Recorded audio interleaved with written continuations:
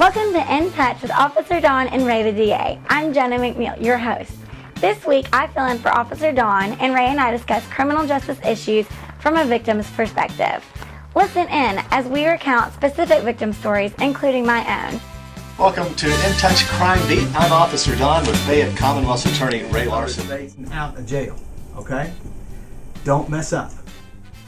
And those are the people, those repeat offenders, the ones that go to prison. And I say we're the #1 rated radio show in the whole country. Was that go? Yep, yes, you're All rolling. right. Good morning, or whenever this is, I'm not sure, and Officer Don is out of town this week, and he's turned this over to J.B. Sprinkle and me and Jenna to talk about this In Touch this week, where we try to talk about criminal justice issues. And there are a number of things on the table right now. And I want to welcome. Hello, everyone. My name is Jenna McNeil. I have been officially working at Ray's office for about 6 months now in the Victim Services Division.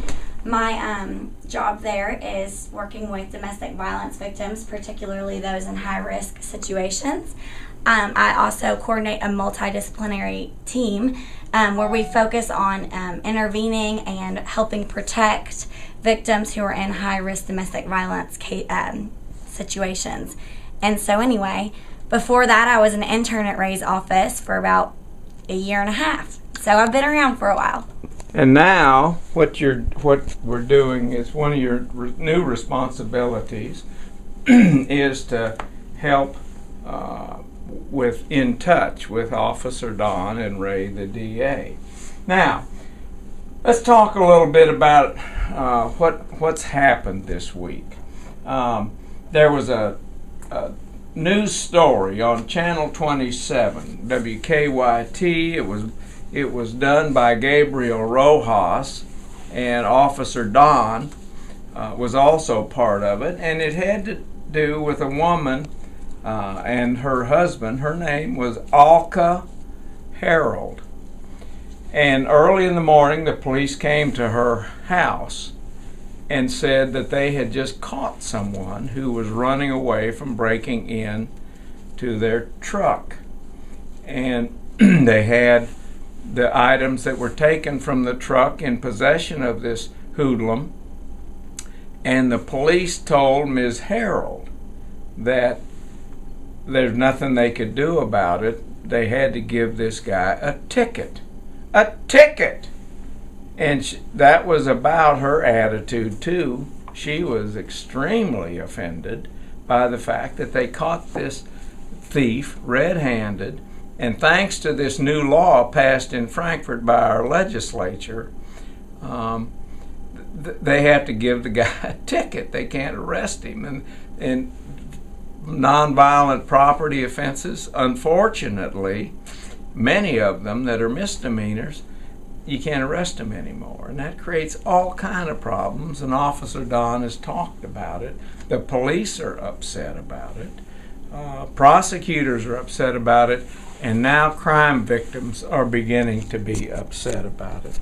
Jenna, you have talked to crime victims about these kind of things. Why don't you tell us a little bit about what you're learning from crime victims about their reaction to this sort of thing?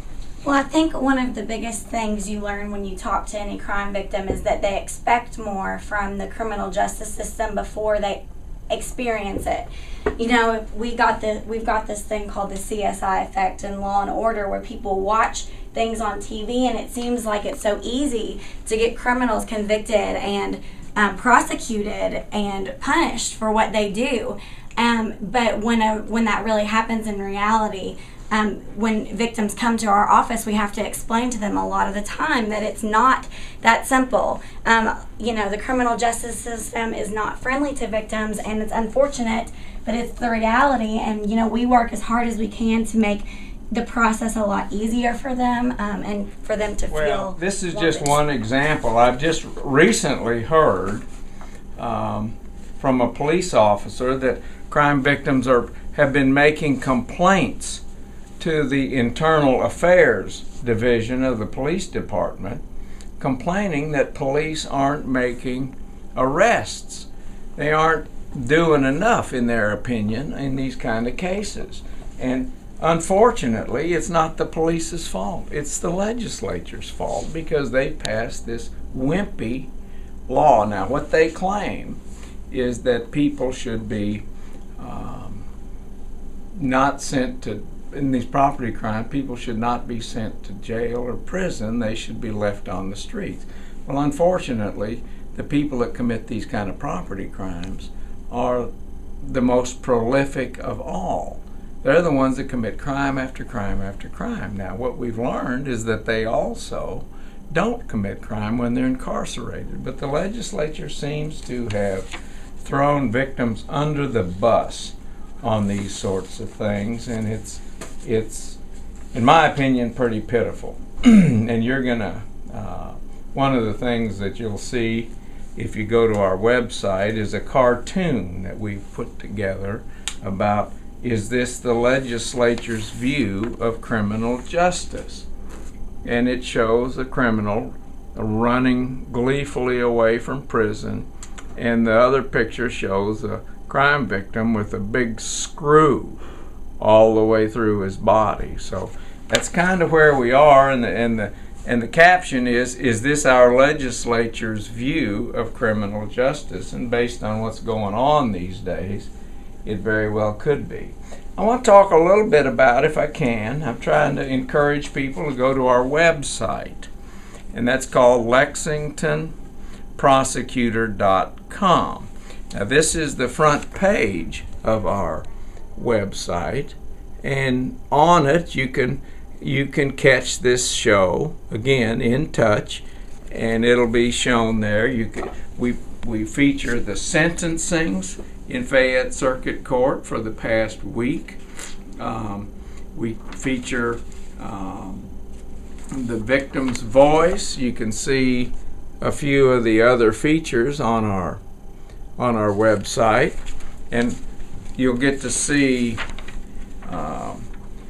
Jenna doing her hosting for In Touch, as well as Aspen Carlisle, who is our host for our intern news. You know, we have a lot of interns in our office, and it's a good internship, and we have a lot of people asking to do that.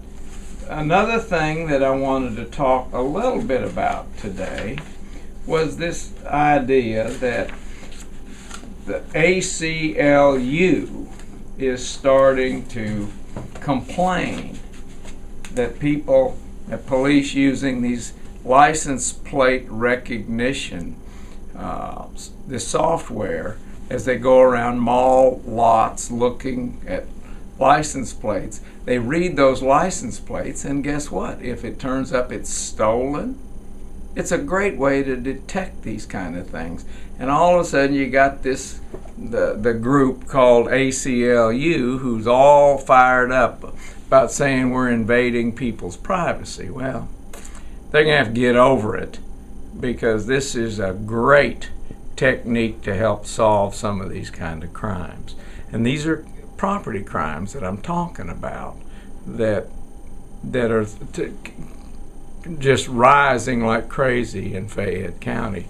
Jenna, tell us a little bit about some of the violent crimes that you have to deal with. Well, the violent crimes particularly that I deal with working in the office are domestic violence related. Most of these cases are domestic violence perpetrators who continue to assault their victims, and usually have more than one victim that has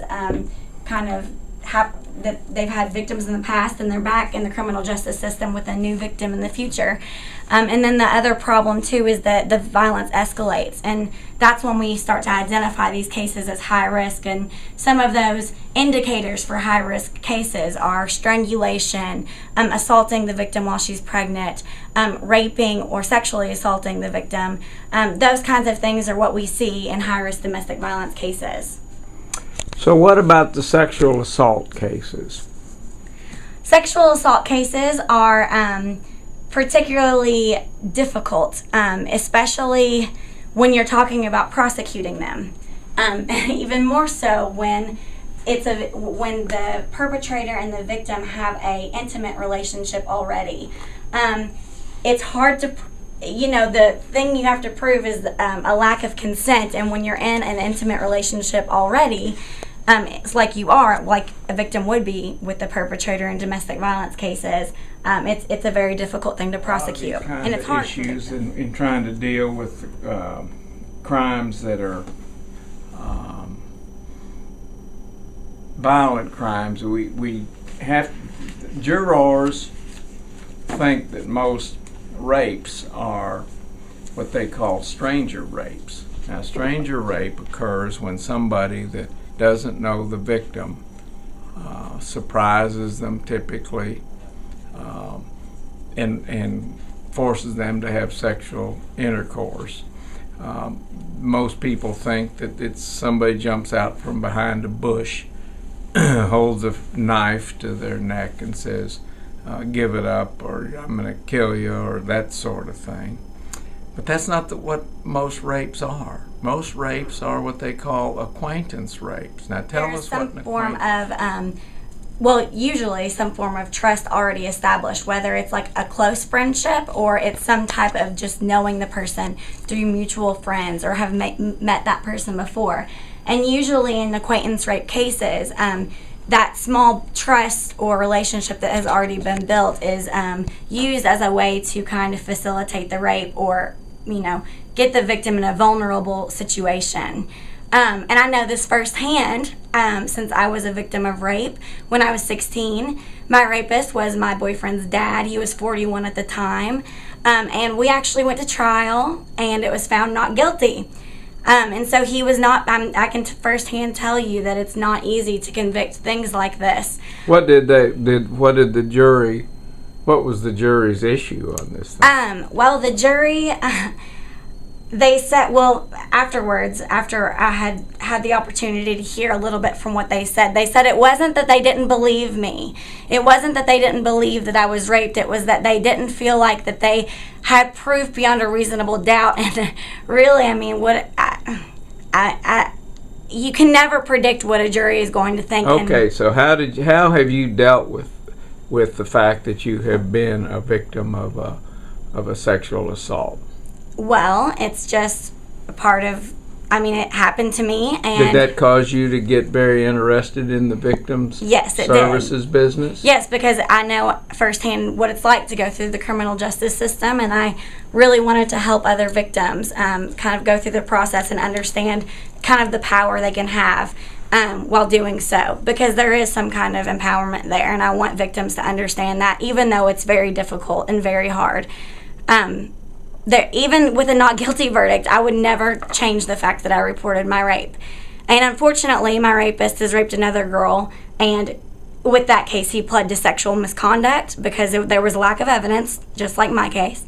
And he never spent a day in jail for raping either of us. Well, there was evidence in the case, but it was turned out to be a he said, she said. Yes, he said, she said kind of deal. Mm-hmm. People like Jenna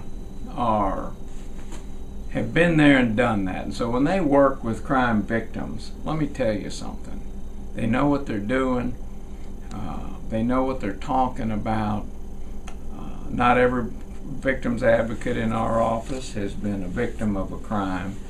But boy, are they sensitive to crime victims and the issues that they face all the time. So we're real proud of them. Mary Houlihan runs our victim services, and Robin Anderson and Brianna Gaylord and Kathy High are there, as well as Jenna, and we appreciate all the work that everybody does. And we've just run out of time on In Touch this week, and we'll see you next week with OD. Tune into the following stations to hear the full episode.